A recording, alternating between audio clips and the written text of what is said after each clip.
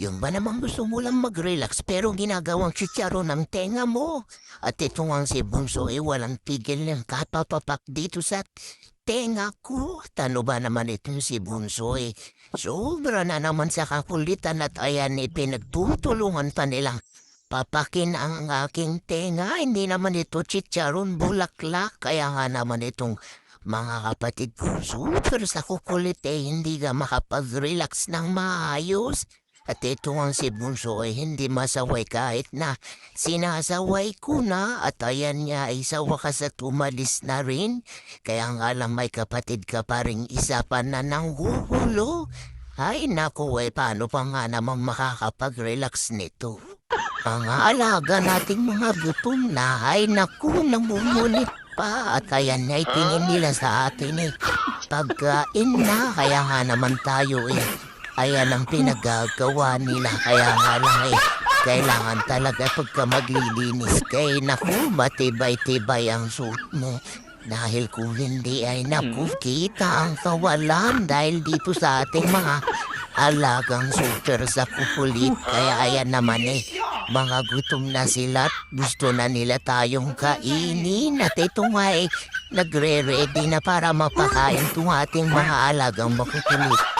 Panibagong araw, syempre itong alaga natin mga gutom na at ito nga talaga manamang sobrang kulit na at kinukulit na ang kanilang tagapagbigay ng pagkain kaya ito naman ating alaga naku super sa kulit na hindi na tinitigilan at ito nagmamakawa na nga silang bigyan na ng pagkain at sila nga gutom na pero hindi nga tayo pwede magbigay ng pagkain muna dahil naglilinis pa tayo kaya yan yung ating mga alaga excited na at namumulit na silang kumain kaya yan at i-ready na natin yung kanilang pagkain at ito nga ay hanggat hindi na makapagkantay at magtatayuan na sa tindahan. Pero then at ready na natin yung kanilang pagkain at ito ay gusto na nung ating mga alaga. Kaya ay nagpakakainin natin pong ating mga alagang